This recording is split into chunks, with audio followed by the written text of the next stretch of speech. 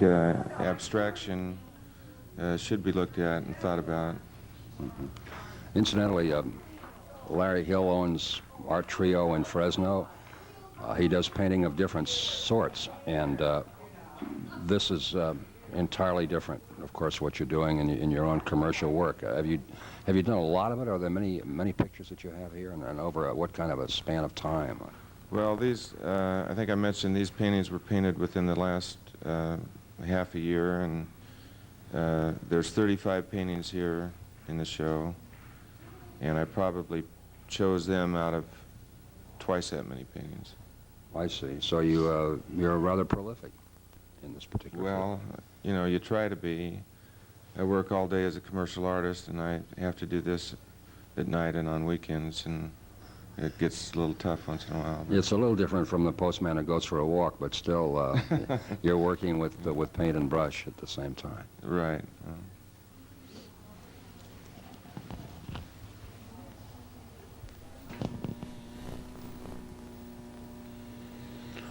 Now, to give you perhaps a better idea of the Larry Hill exhibit here at the Fresno Art Center, we will cover some ground, so to speak, and look at a number of these paintings of Larry Hill, exactly the way they're hung and situated here at the Art Center. Incidentally, Larry, you title this exhibit From Warner Brothers to Pike? Yeah, Warner Brothers to the Pike, and as I mentioned before, it's tough to title a painting, let alone a show, but when I began painting this series of paintings, I tried to give myself a theme to work with, and Warner Brothers to the Pike refers to a time period in my life in the late 30s and early 40s when I first began drawing and painting. And I know it's kind of hazy, but when I was a kid, I used to go to the Warner Brothers Theater and return home and draw from the images I saw on the screen. How was Ruby Keeler in those days? That might be a little bit before my time. I think so, right. Dick Powell, I don't know if he was still Yeah, percolating right. at that time. But then I moved to Long Beach, and the Pike Amusement Park was just a myriad of colors and excitement to me. And when I returned from the Pike, I always got out the pencils and the paints, and it was a reference point for me, or something to draw upon when I returned. And so Go ahead. So I started thinking about these things when I was painting this show, and I just felt that I'd title it going back to my earliest days of drawing and painting. When actually was it that you first found yourself painting something, anything? Was it in school, grammar school, or something? Well, yeah. Of course, yeah.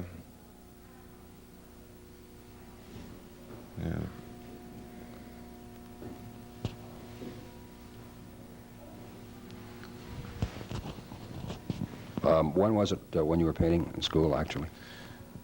Well, I didn't do much drawing and painting in school, but I was fortunate to live in a neighborhood where a lot of the kids did drawing and painting, and we used to go over to the grocery store and ask for some butcher paper and stretch it out. We'd all get our pencils out and draw on the butcher paper. And I think now we can get a better look at these different paintings as they are set side by side. And now, in putting these paintings one next to the other, do you have any reason for putting one aside the other? No, they're not in any chronological order. Any emotional order? Or? Well, we just tried to place them so that there would be a real exciting painting next to one that maybe would be a little bit more restful, and make it easier, on the viewer to walk through and look at them. So there is some sort of a pattern then that evolves. Well, yeah. Catherine Funk was a great help to me in putting them up, and her knowledge of, displaying paintings helped a great deal.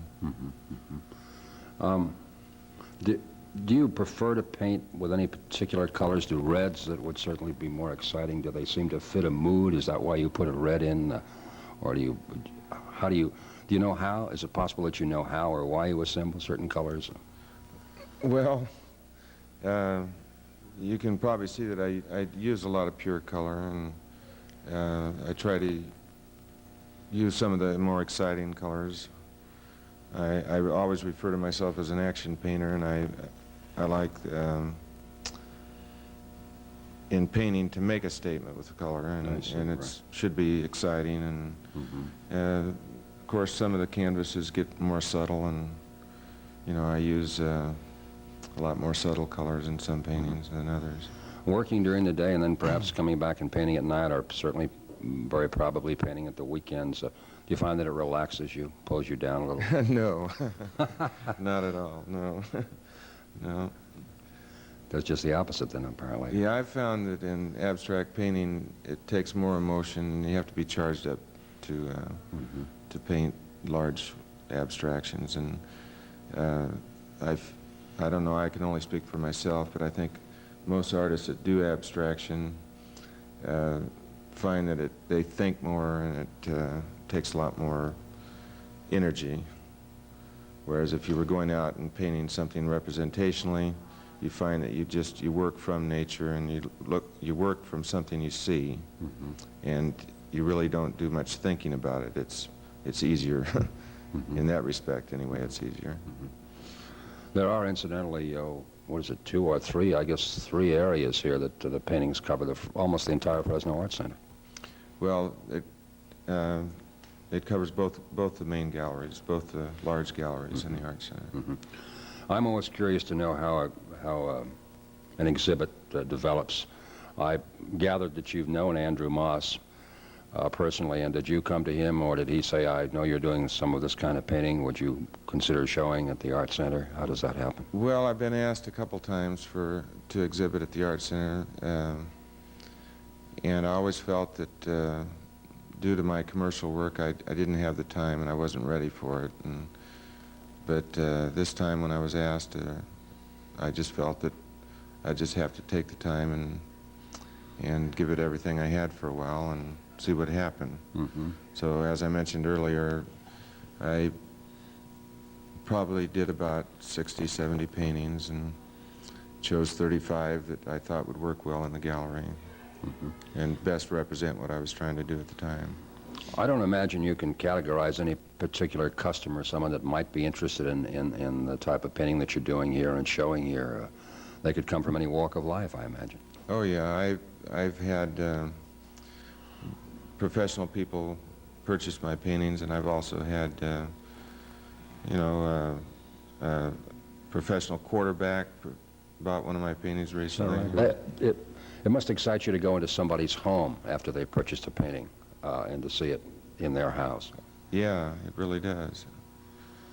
Very much so. Where do you think they should be hung, in a person's family room, den, or just anywhere? Well, I think that would be up to the people that would hang them, They're very large paintings, and they need breathing space, and they look better, of course, where people can have some room to back off and take a look at them. Because of this type of work in which you're dealing with images and colors, and as you say, some of these paintings are splash, in effect. Do you have anybody who comes down and sees your work and then somewhat orders you to paint something with certain type colors? I don't imagine that happens too often. Well, a lot of people have asked me, or would wish to commission me to paint a painting for their home, and I've always found that I've had real bad luck producing anything that I was satisfied with. I think it ties me up too much. This painting that we're on now, we're just leaving it, but if we can maybe just stay there a second. But I think we might have lost it. The one we just passed is interesting. It seems to be a whole different scope of colors. Yeah, that evolved from what I call my Warner Brothers series with the hard edge, and I think that really began with the feeling of the cinema and drawing the hard edge of the screen, cinema screen. And now we're over in what looks like on the left-hand side of the painting as though it were a revolver coming out of a holster. in action, though, but strictly in action because you have the blur. But what, do you recall that painting when you did it? Yeah, that painting, I waited all day to paint that, and I think I had the images pretty well set up in my mind, and along about 5 or 6 after work, I took the canvas out and threw some color on it, and later on, as it dried, worked on it with a brush, and it was one of those paintings that came pretty quick. I worked on it a little bit the next day, and I had the feeling that I wanted to, you know, capture, and the images fell into place. In the right-hand corner, it is almost a figure, a human figure without head, but it seems like the lower part of the body and could even be a feminine figure in the right. Is that in your mind? Did you see what I'm pointing at? Well, one leg turned yeah, as up I almost. mentioned, people see different things in abstract, complete abstract work, and you know, all I can say is that the images are in my mind, and what they see could be 2 different things, but I really didn't work from any figure or anything like that. And then again, the portion of the picture up on top seems to be almost in flame. Look, flame cascading down. It's Right. very exciting. Yeah. Okay, let us now turn our attention farther over to the large gallery and over, I guess, west of the big pond that you saw that was just built here recently, the one I want to ask Andrew Mas about in just a few moments. But let us look at the 2 paintings that you have over here with the light blue background. We're facing head-on in what looks like some kind of a television screen and just a beautiful illumination. Now these 2 paintings are again on board and under plexiglass, and I don't know whether you can tell from this distance, but there's a lot of underpainting. What do you mean by underpainting? Well, color upon color, and movement of color over another color, which excites me very much. Although on some I use a lot of pure color, but this is one that I feel has, you know, a lot of real subtle colors in it. Now let us move, if we can, to this one over here to the right, and then perhaps come back to the one that we had to jump over because of camera position. But this is certainly more subdued than a good many of the paintings that we've just looked at. Well, I think part of it is subdued because there's a lot of very subtle color in this one, but there's also, it's very dynamic because of the very definite shapes on the right-hand side.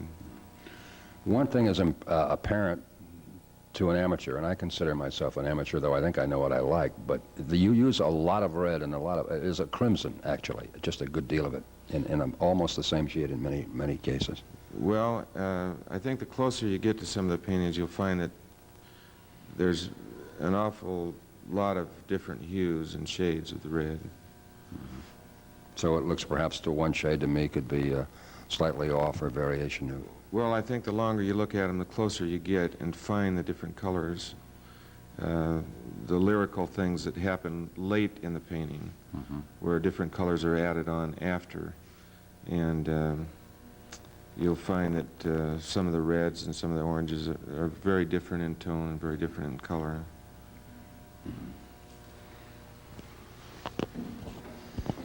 Now, here again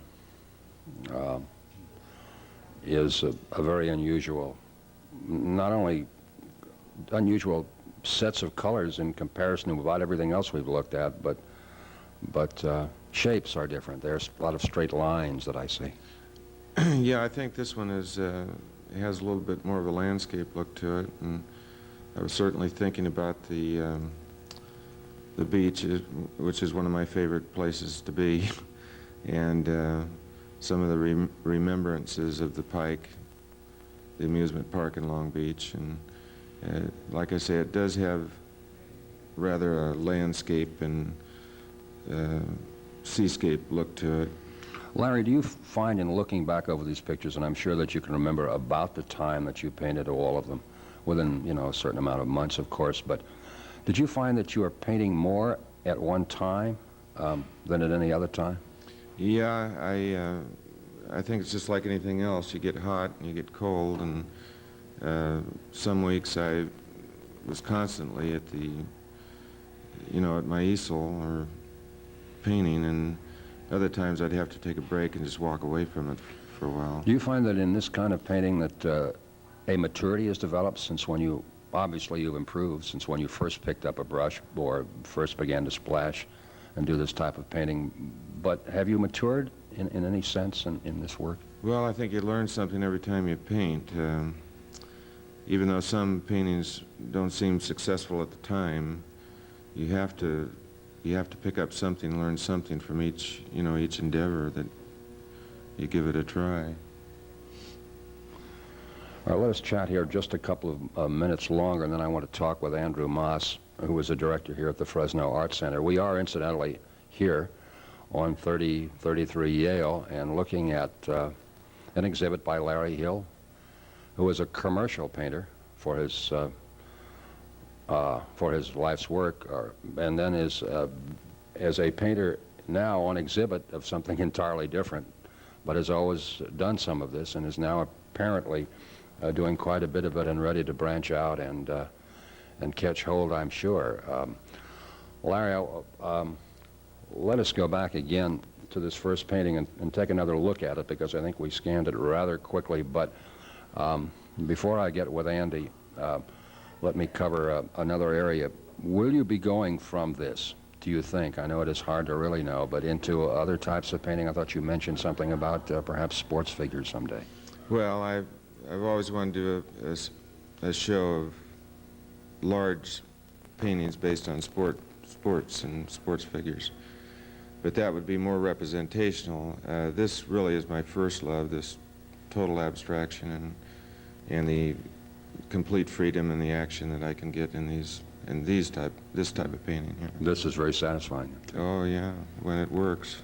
When it works, it's great, and when it doesn't, it's, you know, very disappointing. But Let us say that you have just painted something and you didn't think it worked, to use your phrase on it. What do you do? Do you throw it away? Do you do it over? I usually destroy it right then, and sometimes I can paint over it, try to paint enough of it out that I can start over again. I think Larry's work is really tremendously important for the center to exhibit, because Larry is one of the understated but more prominent local artists who works in a vein that is more abstract, very colorful, color-field paintings that are underexposed in Fresno, and that the Art Center has a responsibility to show all kinds and every type of medium, all styles of art that are being currently executed in this country, whether in Fresno or elsewhere, as well as historical trends in art. And I think in the past we've been often lax in our coverage of the more modern style of painting, and Larry's work is a tremendous example of the strength of what is going on in Fresno.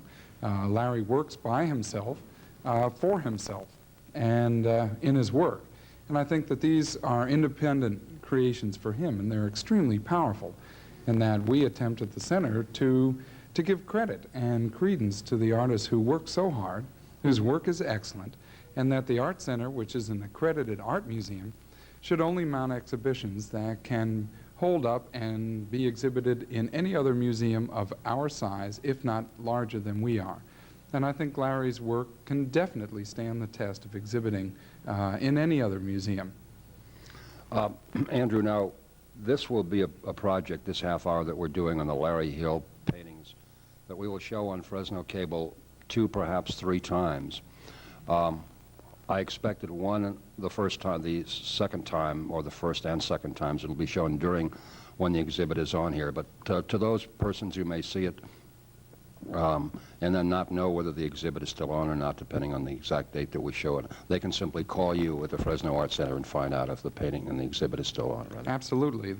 I could give you the dates of the exhibition last through November 18th of this year, And Larry will have some of the work, and he's always working, and we'll have more. If somebody is interested afterwards, they can contact me or the artist. That is good, and this is the case, I imagine, with everything that you show down here, isn't it? Absolutely. We don't have a tie on the work that's here. And the purpose of museums generally is to exhibit work, and the work belongs in the home. The idea is that these are for people, and we only give them a temporary show. Andrew, one other question now. You've seen in the past 6 years that you've been here different works of art from different people, and the world has been changing. Oh, how it's been changing. Very quickly. Do the paintings and do the work seem to show that? Larry's work, again, I mentioned earlier that his work has changed considerably in the last 4 years that I've been familiar with his work, that it's getting larger and freer. The colors are stronger, more bold, and I think Larry is, it's almost a blossoming to another stage of painting. And for other people, you sense that the overall look of the things that come in here, are they changing at all? The quality is superior. The quality is superior? Definitely, of the area artists, the greater San Joaquin artists, the quality of their work, the technical quality is superb. And I've seen tremendous improvement in almost everyone. And I have noticed a rise to the surface of different types of culture in this area that has changed a lot since when I came here for the last time, and have stayed since for the last 15 years. Everything is improving. The saying used to be, agriculture is better than no culture. Here there is considerably more than agriculture going on in this area, and that makes it extremely exciting. There is a blossoming in all the arts, and a much greater receptivity to visual arts and to buying and collecting artwork.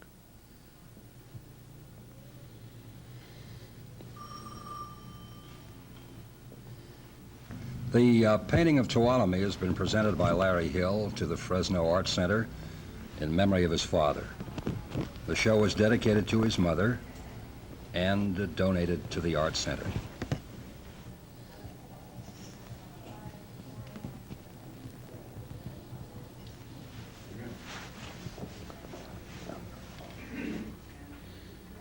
Now we're winding down on the Larry Hill exhibit here at the Fresno Art Center, which goes until November 18th.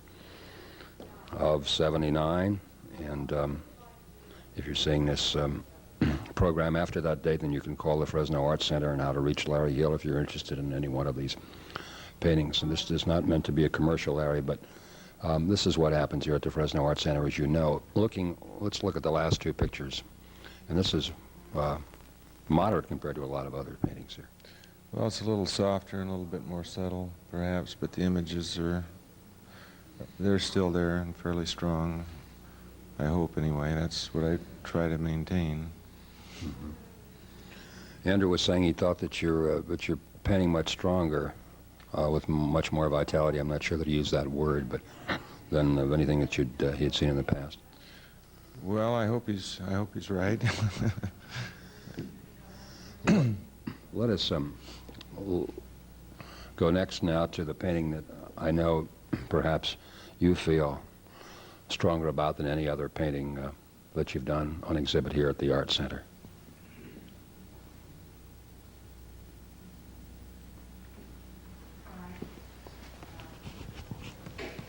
Well, the painting behind us, I feel that is probably one of the most successful.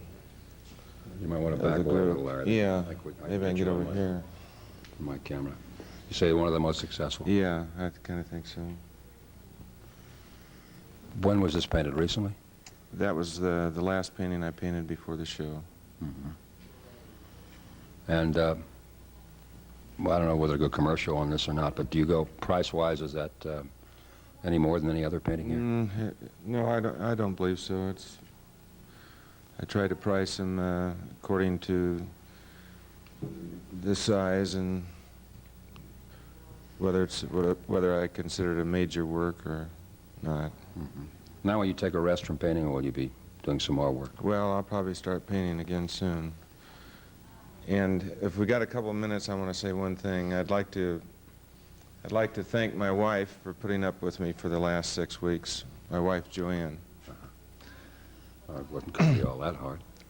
Well, There are times. I'm sure I she guess, put up yeah. with quite a bit. You Yes, know. there are times when you're hidden away and Yeah, forget dinner and don't answer when That's she right. says something. that's very true.